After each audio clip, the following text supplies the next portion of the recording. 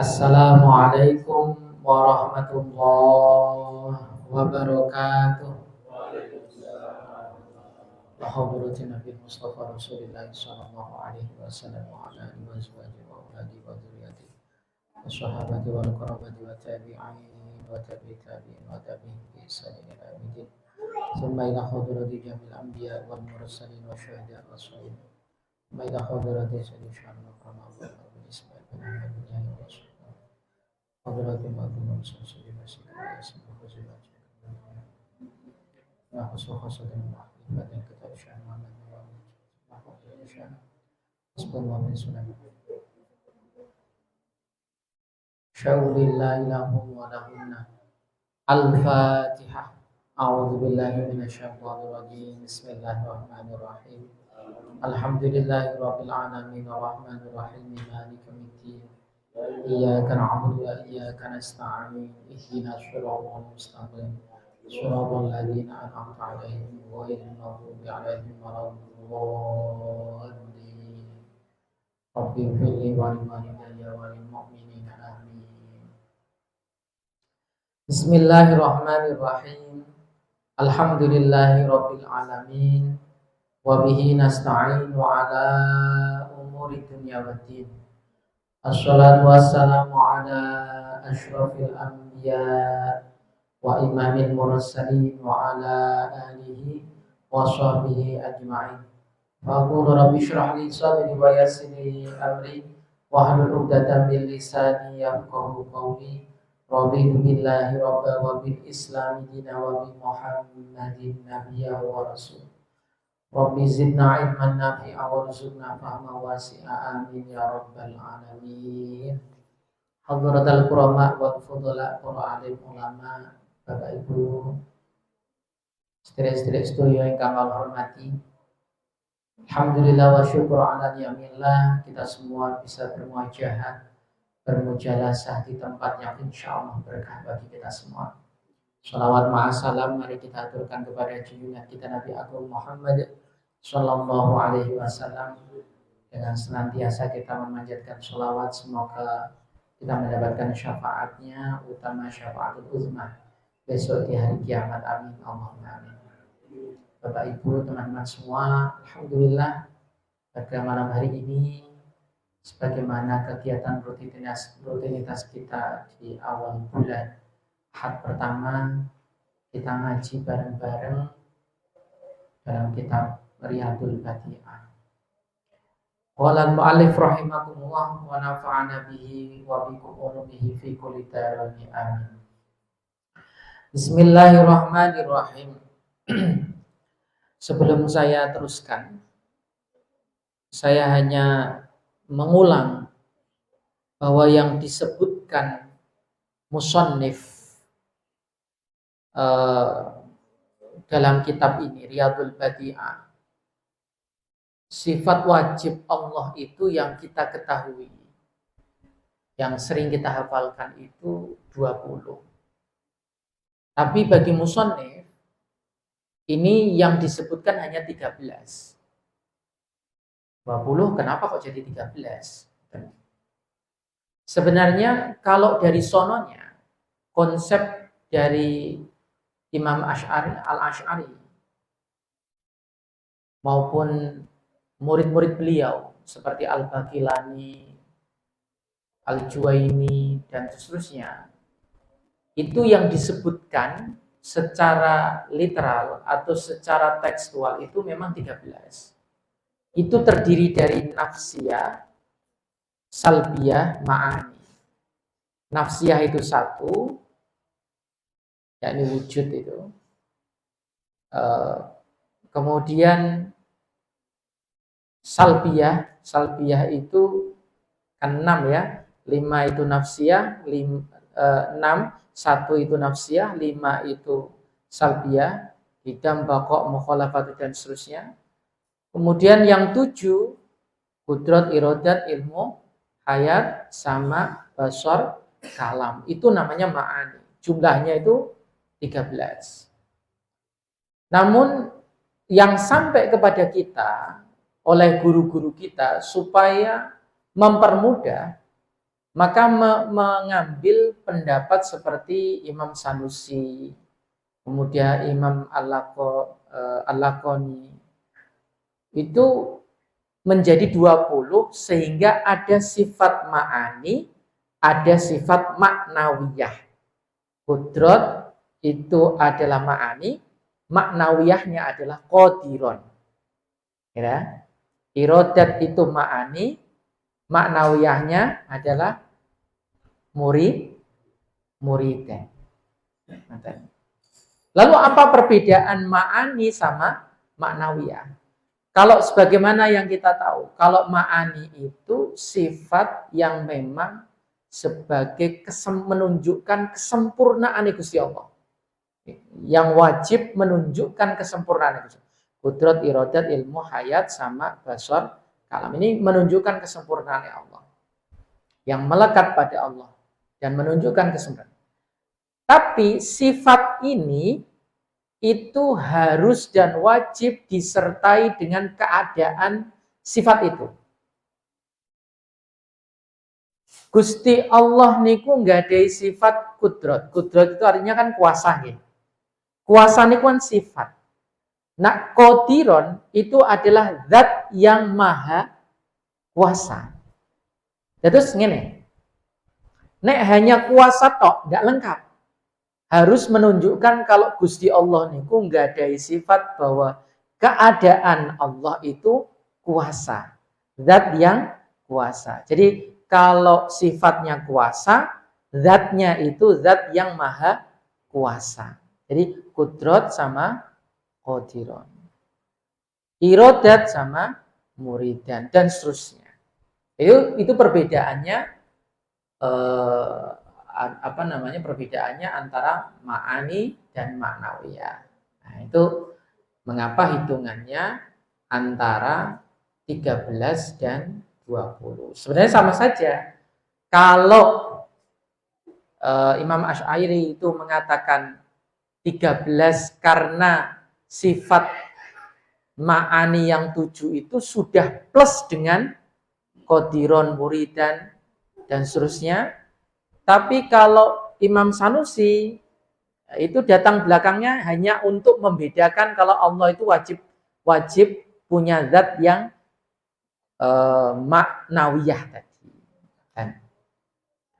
Oke.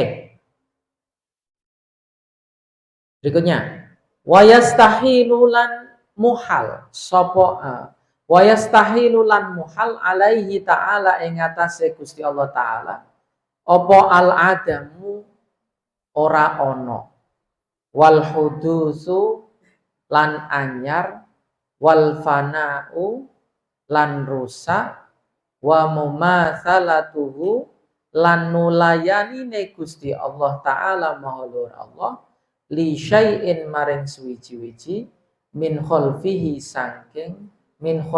saking makhluke Gusti Allah. Waftiqaruhu lan butuhe Allah ila zatin maring zat au mujidin utawa kang mujudake. Nah itu kita masuk ke bab tentang sifat mustahile Gusti Allah. Tadi sifat wajib, sekarang masuk ke sifat mustahilnya Allah. Yang pertama Allah itu punya sifat mustahil, muhal atau mustahil adam. Allah mustahil tidak ada. Ini lawan kata wujud. Kalau wujud itu ada, kalau adam itu tidak ada. Nah, tidak ada itu mustahil bagi Allah. Yang kedua hudus. Hudus itu lawan kata dari sifat wajib Allah, kidam. Hudus itu baru, nek kidam itu bukan lama. Di sini kalau tauhid itu bukan baru versus lama, tapi baru versus kidam itu terdahulu. Itu. Bukan lama, terdahulu. Kidam. Wal fana'u artinya rusak. Ini adalah lawan kata atau lawan sifat wajib Allah, baqo. Baqo itu kekal, tetap. Kalau fana itu rusak. Itu. Kemudian wa mumatsalatuhu ta'ala li syai'in min khalqihi, dan samanya Allah dengan sesuatu makhluk. Allah sama dengan makhluk. Itu tidak mungkin, mustahil. Nah, ini menariknya di dalam syarahnya. Mukhalafatu lil hawadis itu ada pada 10 tempat. Wa anwa'ul mumasalah asyaratun. Macam-macamnya mumasalah. Mustahilnya Allah pada makhluk bisa kita lihat pada 10 jenis yang tidak mungkin sama dengan makhluk. Pertama, ini baik wahya imma fidzat, baik itu pada zatnya Allah, wa imma fis sifat, ataupun sifat-sifatnya Allah, wa imma fil af'al, ataupun pekerjaan-pekerjaannya Allah. Wal fal mumasalatu fidzat bi ayyakuna ta'ala jirman. Yang pertama, Allah itu dalam zatnya tidak mungkin bermateri. Jirim itu materi. Gusti Allah itu tidak mungkin bermateri. Jadi gini, ono konsep menurut ahli fisika, mungkin ahli kimia juga mengatakan demikian. Atom itu adalah zat yang paling kecil, kan gitu ya. Kalau tidak ada atom, maka tidak akan terbentuk sebuah materi. Itu orang materialisme. Orang mengatakan segala sesuatu itu harus berbentuk materi. Nah, kalau Tuhan itu tidak bisa berbentuk seperti mana makhluk yang punya materi. Karena kalau Tuhan disamakan dengan makhluk sebagai materi, berarti sama saja bahwa Tuhan itu sebuah buatan, hal yang dibuat. Dan itu tidak mungkin. Nek Gusti Allah itu dibuat, berarti sing membuat juga dibuat. Nek sing membuat dibuat, berarti ada yang membuat lagi, dan seterusnya. Kita anggap ini, di tembok ini paling kecil itu atom, sehingga membentuk sebuah tembok. Itu namanya materi. Nah, yang seperti ini itu tidak mungkin materi. Jangankan materi ya.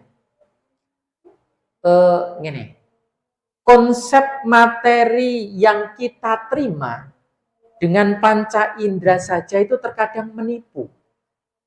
Konsep materi yang diterima oleh panca indera kita terkadang menipu. Satu contoh. Nenofisika itu tipuan visual mata. Ono rel kereta, dilihat ternyata ujungnya itu seolah-olah bertemu. Itu kan tipuan visual. Padahal itu materi. Itu saja menipu. Ya enggak? Nggih. Atau gelas berisi air, lalu kita masukkan cendok. Gelas cendoknya itu lurus.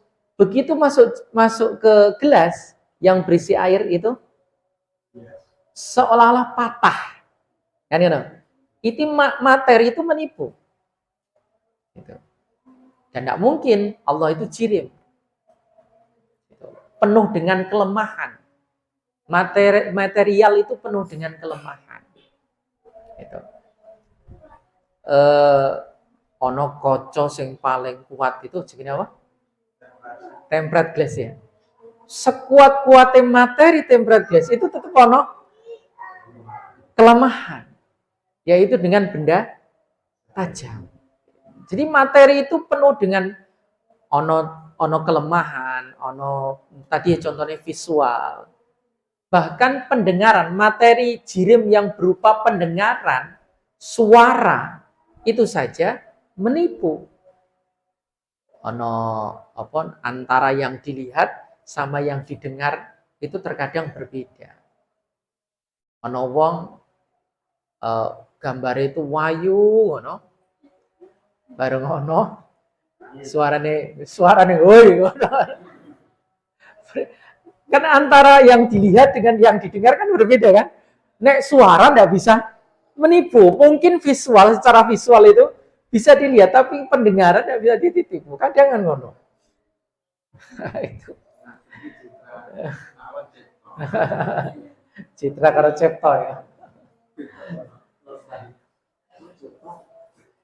Ya itu. Bi ayyakuna ta'ala jirman. Yatasifu ta'ala bisiwari. Allah disifati dengan kecil. Bikillatil ajza. Dengan juz yang kecil. Tadi saya bilang atom. Itu tidak mungkin. Yang kedua ini.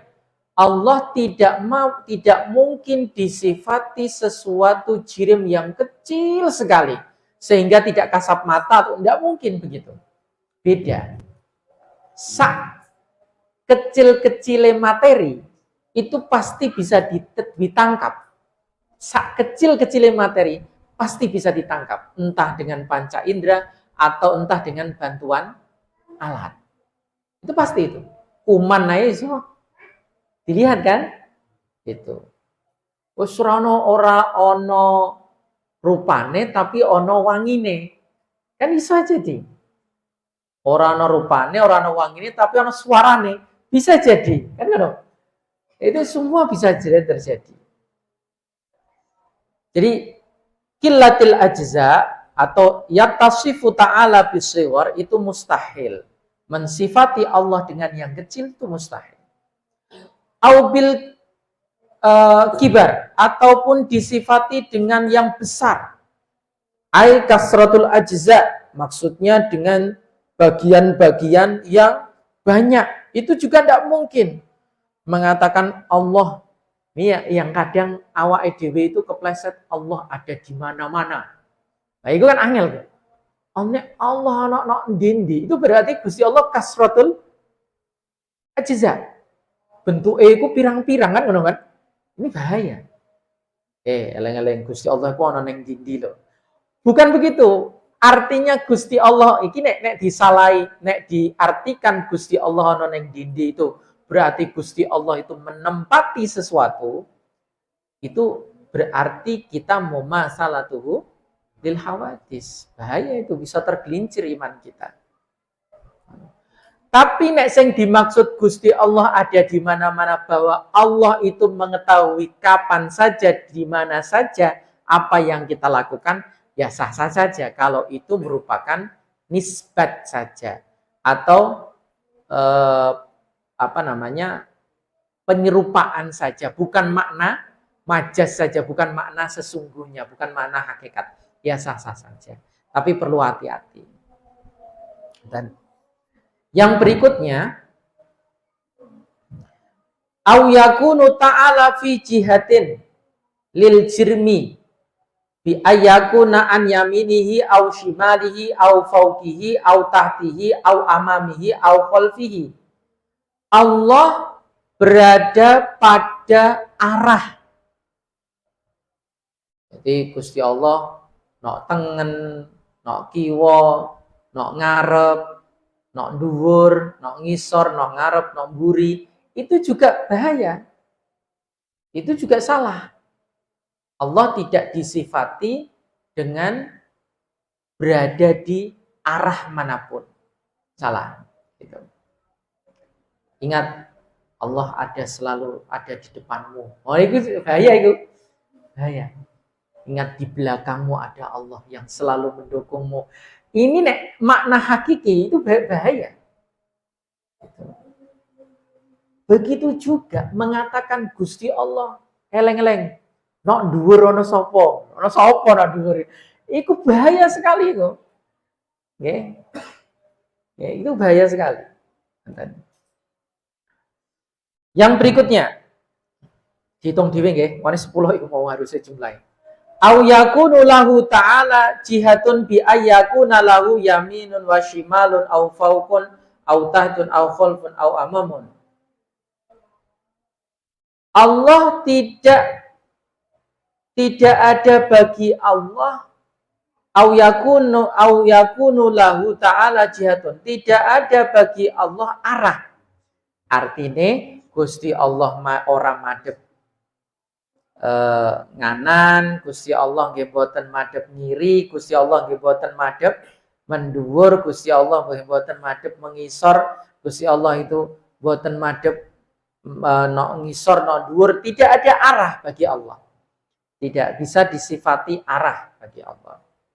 Dan yang berikutnya au yuqayyidu bimakanin bi ayahilla fihi bi ayyakuna fawqal arsy au fis samai. Nah iki sing biasane. Ataupun mengikat Allah itu terikat oleh tempat sehingga ada yang mengatakan Allah itu di atas arsy, Allah itu ada di langit. Itu tidak bisa. Menurut madhab kita, madhab al-Asy'ariyah, itu Allah tidak terikat dengan tempat. Karena ono sing viral itu atau pemahaman selain kita mengatakan Allah alal arsyistawa, Allah itu ada di atas arsy. Makna itu oleh Imam Asy'ari disebut sebagai bahwa kekuasaan Allah itu berada setinggi-tingginya. Boten hakikat Allah itu ada di arsy. Begitu bukan begitu? Seperti mengatakan wasi'a kursiyyuhus samawat wal ardh. Luasnya kursinya Allah itu 7 langit dan 7 bumi. Misalnya mengatakan itu. Seluas langit dan bumi. Mengatakan kursinya seluas langit dan bumi, itu berarti kan kursinya Gusti Allah gede banget. Karena lucu. Berarti Allah menempati kursi, kan ngono. Nah, nek makna iki hakikat bisa bahaya. Karena menurut mazhab kita tidak seperti itu. Kursi itu bermakna singgasana. Singgasana itu bukan makna sebenarnya, tapi adalah kekuasaannya Gusti Allah. Kenapa? Karena singgasana itu adalah sesuatu yang melambangkan kekuasaan. Dan itu namanya takwil kalimat. Takwil kalimat itu mengganti kalimat dengan makna yang lebih tepat. Karena nek mutajasim, kalau kita mengatakan Allah itu bertempat, Allah itu berbentuk, itu berbahaya. Itu adalah mumasalah fidzat, sifat muhale Gusti Allah pada zat. Yang kedua, wal mumasalatu fis sifat, mumasalahnya Allah dalam sifat. Itu sifat muhalnya Allah menyerupai pada sifat-sifat yang lain. Contohnya, diantaranya, ini terusin, nomor terusin. Diantara nanti lengkapnya ada 10 berarti. Bi ayyakuna ta'ala ardon aitairon. Allah memiliki bentuk atau kita katakan sifat. Ada sifat atau bentuk atau karakter. Allah memiliki karakter. Warnanya, mungkin warnanya hijau, atau wangi, atau merah, atau manis. Itu kan karakter. Itu tidak mungkin bagi Allah. Ini salah. Mengatakan Allah punya karakter. Karakter yang maksudnya punya sifat sebagaimana jirim tadi ya. Sebagaimana benda. Itu salah. Tidak mungkin gitu. Itu muhal bagi Allah. Itu berarti sama dengan makhluk. Au tattasifu dzatahu ta'ala bil hawadis kal harakah was sukun wal bayat was sawat wal qudrah al hadisah masalan. Ataupun mensifati zatnya Allah dengan yang hadis. Mensifati Allah dengan sama dengan makhluk seperti Allah bergerak, Allah diam, Allah itu putih, Allah itu hitam, Allah itu sama dengan dan seterusnya. Yang seperti itu tidak mungkin. Gitu. Au yataqayyadu bi zamanin, ataupun Allah itu terikat oleh zaman, terikat oleh waktu.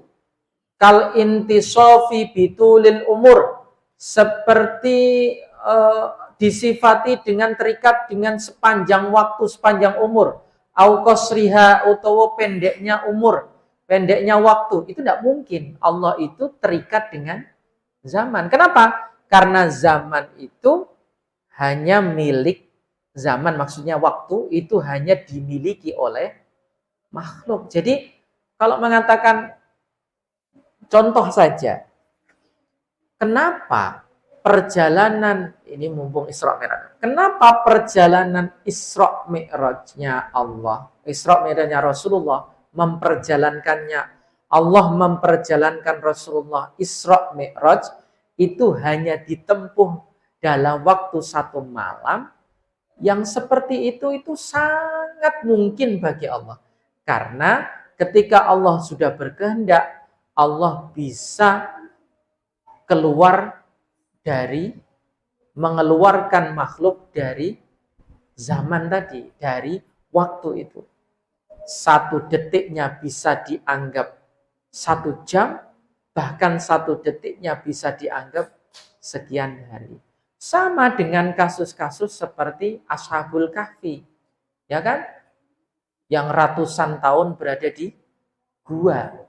Itu kan secara nalar tidak mungkin, tapi bagi Allah, karena Allah tidak mungkin terikat dengan waktu, bisa jadi makhluknya diambil untuk sementara, tidak terikat dengan waktu, lalu dilepas lagi. Atau Allah melipat waktu atau memanjangkan waktu, itu terserah Allah. Karena bagi Allah tidak terikat dengan waktu, gitu. Tidak terikat dengan zaman. Tuh. Wal mumasalatu fil af'al, sedangkan mumasalah dalam sebuah pekerjaan itu bi ayyata sifat ta'ala bil amrad fil af'al wal ahkam ka ijadi syaja' wa rizkihi wa ijabis sholah. Ini mumasalah dalam pekerjaan adalah sifatnya Allah. Ini muhal ya, muhal sifatnya Allah untuk melakukan sesuatu dengan suatu tujuan. Contoh seperti menjadikan kita berani supaya itu bermanfaat bagi Allah, itu tidak mungkin. Contoh lagi, contoh yang sederhana. Gusti Allah mewajibkan kita sholat 5 waktu. Kan ngaten nggih? Kewajiban sholat 5 waktu itu bagi Allah itu tidak ada maslahatnya sama sekali. Bagi Allah. Jadi ibadah sebenarnya, ibadah yang kita lakukan pada dasarnya itu, bagi Allah itu tidak ada manfaatnya. Artinya orang ngefek. Sampean ibadah ya Gusti Allah tetap Gusti Allah. Sampean orang ibadah ya Gusti Allah tetap Gusti Allah. Justru yang maslahat itu untuk kita. Oh no. Jadi aja ngomong aku sholat krono Gusti Allah karena iki kewajiban. Sebenarnya iya, tapi pada dasarnya kita sholat itu bukan untuk Allah. Walaupun mengatakan inna sholati wa nusuki wa mahyaya wa mamati lillahi rabbil alamin, bahwa sholatku, matiku, hidupku, semuanya itu hanya untuk Allah Subhanahu wa ta'ala. Mengatakan itu maksudnya adalah tujuan ibadah hidup mati kita itu hanya untuk Allah. Tapi yang perlu kita ingat bahwa semua itu bagi Allah itu tidak ada apa-apanya. Oh no. Sama halnya gini.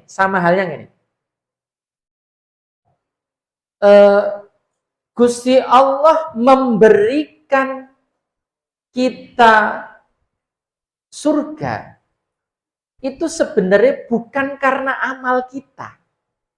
Bukan karena amal kita. Kan aku pernah cerita ya.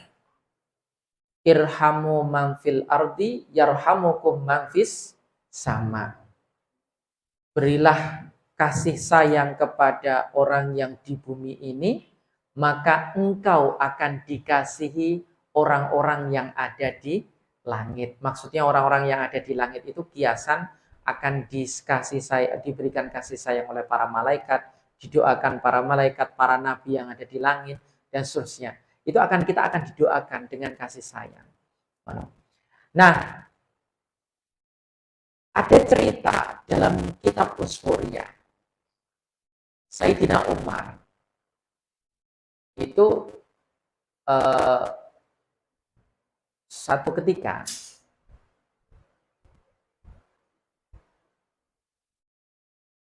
beliau sudah wafat, ada orang yang bermimpi ketemu sama beliau. Lalu dalam mimpi itu ditanya, bagaimana wahai Khalifatul Rasul, bagaimana Amirul Mukminin, kabarnya di sana? Kata beliau, semua amal ibadahku seolah-olah tidak ada gunanya, hanya satu amal yang menjadikanku masuk ke surganya Allah, yakni suatu ketika ada anak kecil, dia sedang main burung pipit, manuk emprit. Sikile ditaleni nganggo rafia. Kemudian diiberno, biur ditarik. Diiberno, biur ditarik meneh. Biur ditarik meneh. Lalu Sayyidina Umar itu kasihan sekali.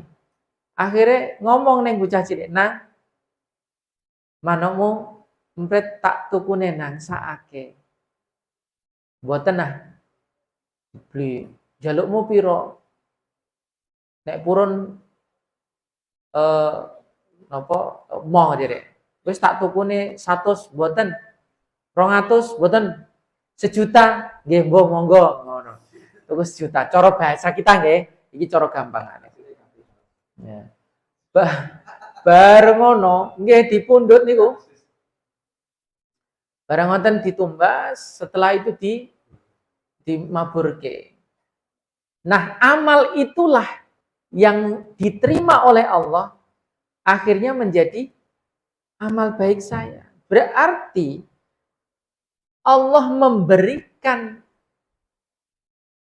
tiket surga itu bukan karena amal ibadah yang kita lakukan, tapi fadl minallah.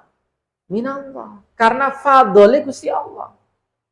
Nek tidak ada fadlnya Gusti Allah, maka tidak akan kita mendapatkan rahmat Gusti Allah. Jadi yang penting tuh untuk fadlnya Gusti Allah. Itu. Nah, kadang awake dhewe itu menyepelekan amal ibadah yang seolah-olah kecil, padahal itu bernilai besar, seolah-olah begitu. Contoh ibadah sing kecil yang terkadang kita itu lupakan.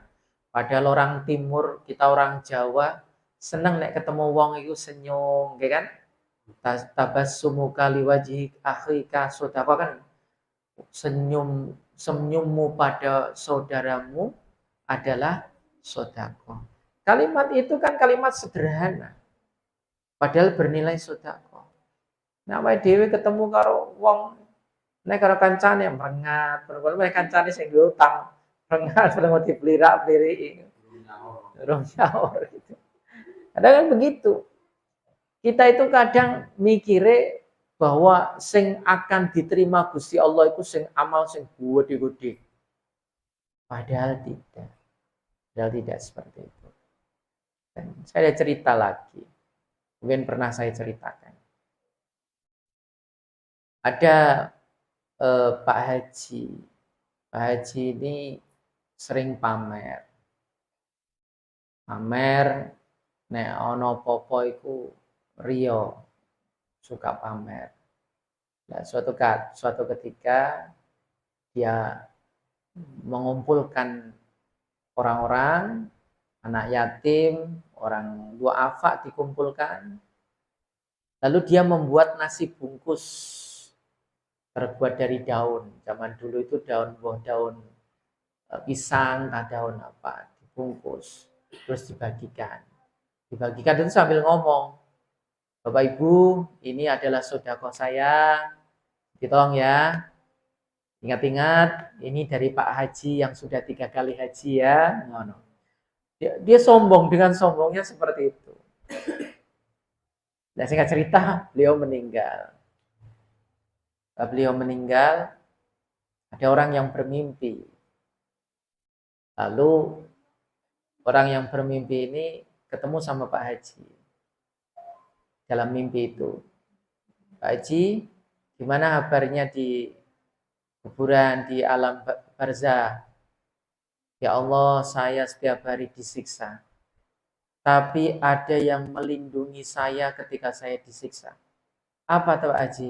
Amale sampean kan banyak, sampean kan wong sugih, sering sodako, sering maringi wong duafa. Ya bener, saya itu memang orang kaya dan saya suka bersedekah, suka memberi. Tapi semua amal ibadah itu semuanya tidak ada apa-apanya. Cuma hanya satu amal yang melindungi saya dari siksa barzah. Apa itu Pak Haji? Daun pisang. Daun pisang.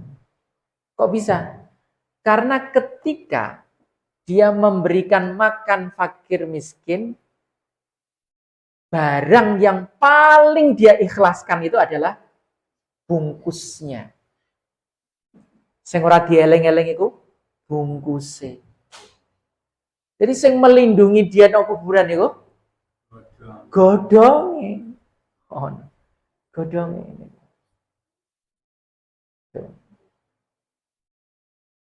No, ono anekdot, cerita lucu. Cerita dari Gus Dur. Sampean nek pengen selamat, songo pertanyaan mungkar nakir, nek mati ojo dibungkus kain kafan, bungkus godhong gedang. Engko selamat.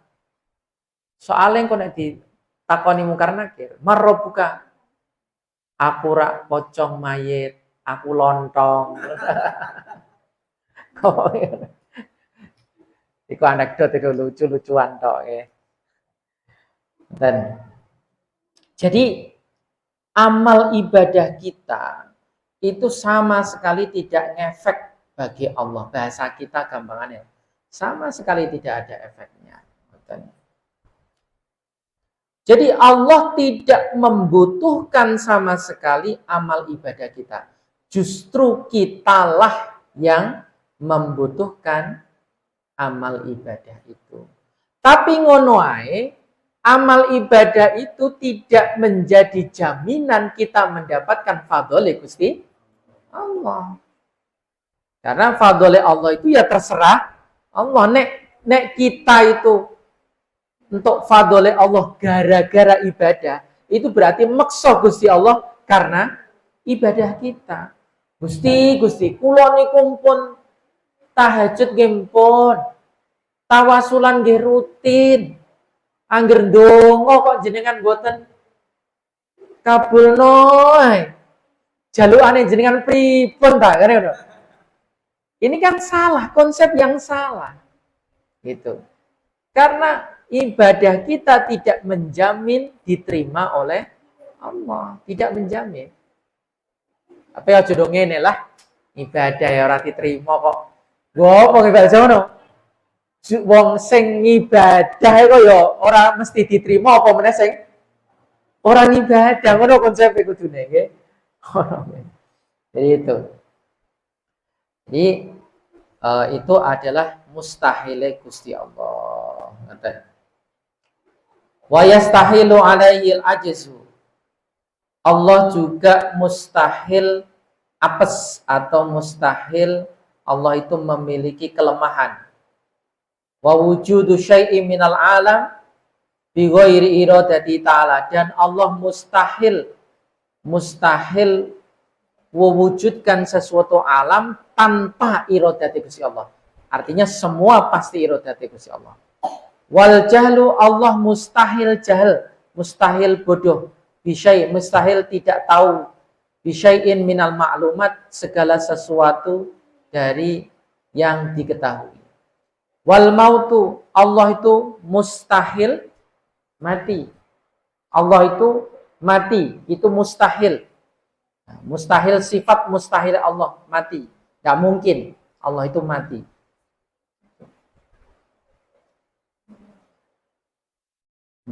Punya sifat mati. Wassamamu Allah mustahil punya sifat tidak mendengar. Ai yamna'u minas sam'i, tamna'u minas sam'i, tidak mendengar. Bahasanya awake dhewe budek. Gusti Allah mustahil punya sifat tidak mendengar atau tuli gitu. Ada cerita ini.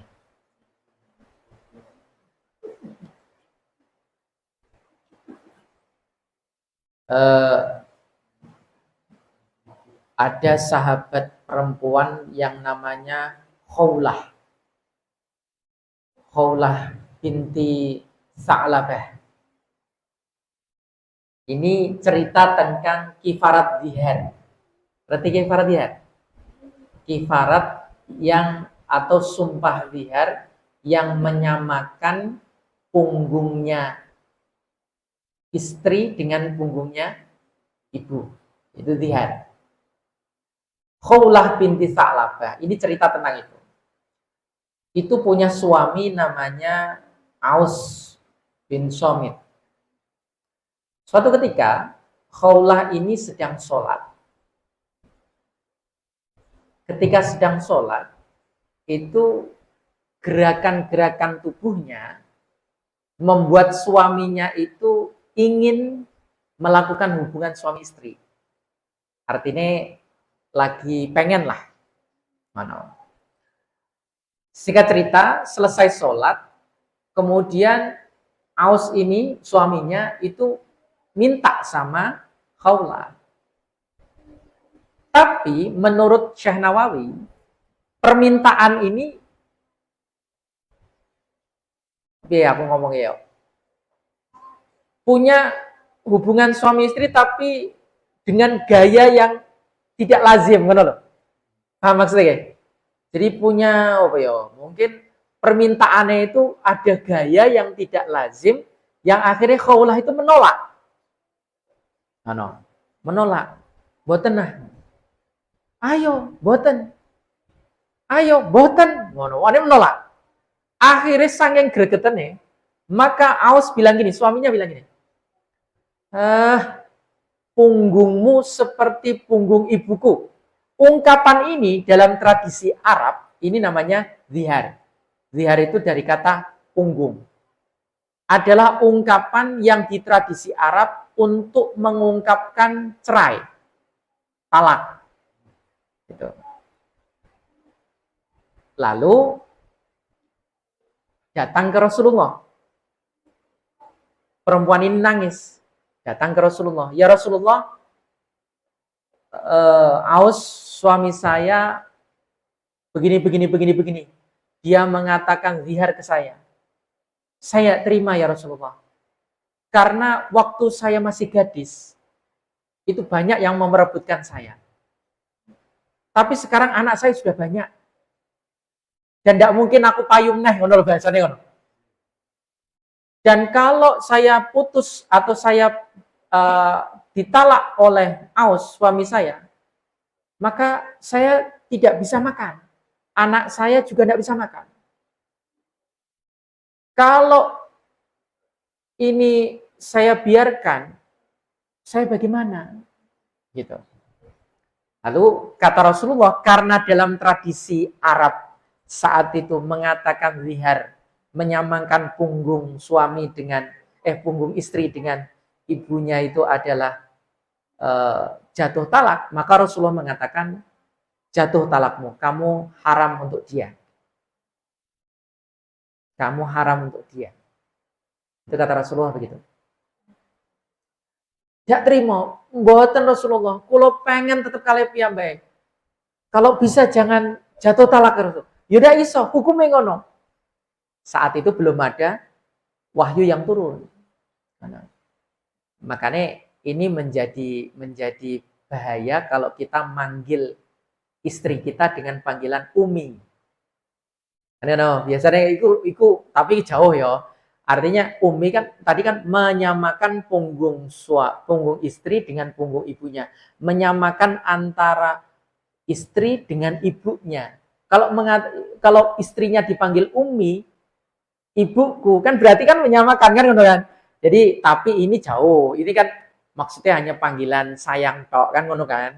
Nek kemudian diterus-terus bahaya. Makanya sebaiknya memang ojo manggil suami istri itu dengan Umi atau Abi, jangan gitu. Khawatirin kok nek jadi bihar seperti itu, ngono lho. Sing hati-hati ku ngoten.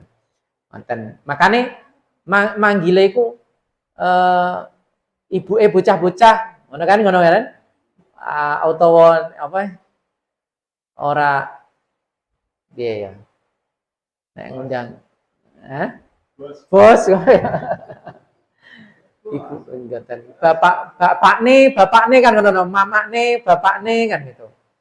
Ada gitu.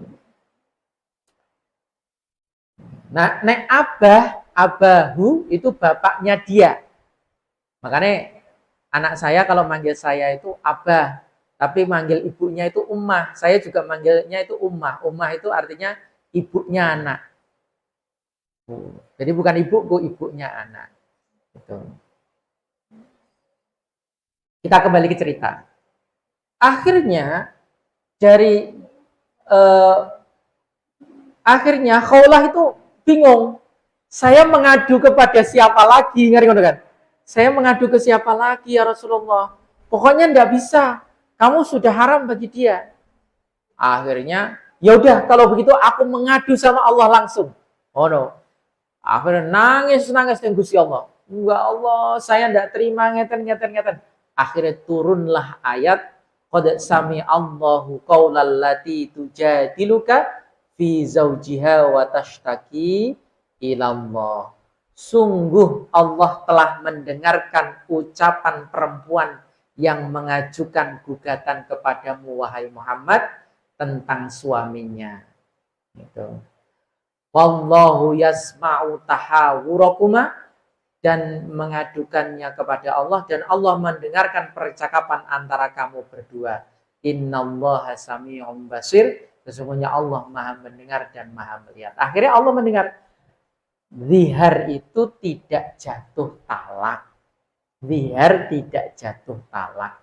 Tapi hukumnya wajib untuk membayar kifarat. Ketika mau kembali hubungan suami istri, tetap masih suami istri itu tidak jatuh talak, tapi nek pengen balik berhubungan, ya berhubungan seksual atau suami istri, wajib membayar kifarat. Kifaratnya apa? Harus milih. Famallam yajid walladzina yudhahiruna min nisa'im summa ya'udun lima qalu fatahriru raqabah. Yang pertama harus memerdekakan budak. Dzalikum tu'aduna bih wallahu bima ta'maluna khabir. Nek ra iso, famallam yajid fasyamu syahraini mutatabi'ain. Nek ndak bisa, maka dia berpuasa 2 bulan berturut-turut. Nek masih ndak bisa, famallam yastati fa it'amu sittina miskina, maka dia membayar atau memberikan makan 60 orang miskin. Nah, menurut cerita saat itu Aus akhirnya menyesal. Akhirnya matur dumateng Kanjeng Nabi. Pripun Kanjeng Nabi? Ya wis, kowe dikongkon Gusti Allah kon merdekakno budak. Lah kula mboten gadah budak, duit mawon mboten gablek. Ngoten ngomongnya. Ya wis nek ngono, kowe poso 2 sasi berturut. Ya Allah Gusti, Nabi. Wong kula mawon kerjane kasar ngono iki. Ame kerja 2 sasi berturut-turut. Wes keburu kemecer karo bojoku ra sida apa-apa, pokoknya pengen cepet. Ya wis nek ngono mangani wong suida wong miskin. Swidak wong miskin ngono. Kula mboten gadah napa-napa ngono. Ya wis kene tak wae gandum. Maka saat itu dikasih apa? Dikasih gandum atau kurma, dikasih oleh Kanjeng Nabi. Sekarang bagikan ke orang-orang yang miskin. Di desa saya, yang paling miskin itu saya Kanjeng Nabi. Ya wes MPN akhirnya gitu. Saking ora anane. Nonton nggih. Jadi itu cerita. Jadi Allah itu mendengar nek memang kita benar-benar sungguh-sungguh dalam berdoa, Allah pasti mendengar.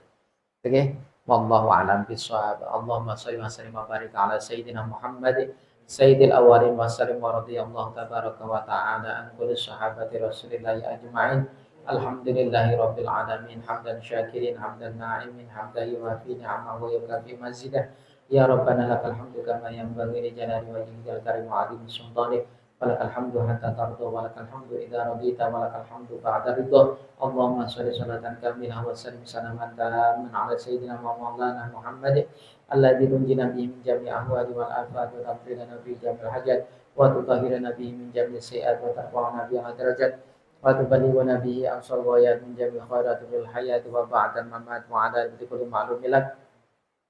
Allahumma sirri sababi ma qara'na minal Qur'anil azim ma mahallana wa mastaghfarna wa masallaina ala nabiy Mustafa Rasulillah sallallahu alaihi wasallam hadiyatan wasilah wa rahmatan nazilah wa barakatan syamilah ila hadratin Nabi Mustafa Rasulillah sallallahu alaihi wasallam wa ala alihi wa azwajihi wa auladihi wa dzurriyyatihi wa sahabati wal qarabati wa tabi'in wa tabi'in wa tabi'in bi ihsanin min jamil anbiya wal mursalin wa syuhada والصالحين من المجاهدين وشافعين وحضرة جميع أولياء الله تعالى من مشارق الأرض إلى مغاربها بري وبري أينما كان وكان كائن مولانا في العالمين بلاد آدم إلى كم الساعة حسن أولياء دسين إجابة أولياء في ذلك وحضرة من ذكرت وكتبت أسماءهم اللهم اغفر لهم وارحمهم وعافهم واعف عنهم اللهم لا تحرمنا أجرهم ولا تفتنا بعدهم واغفر لنا ولهم اللهم انزل الرحمة والمغفرة من أهل لا إله إلا الله محمد رسول الله صلى الله عليه وسلم ربنا آتنا في الدنيا حسنة وفي الآخرة حسنة وقنا عذاب النار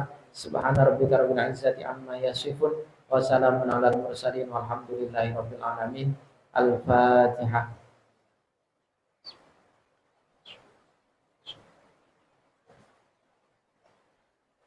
الله أعلم. Assalamualaikum warahmatullahi wabarakatuh.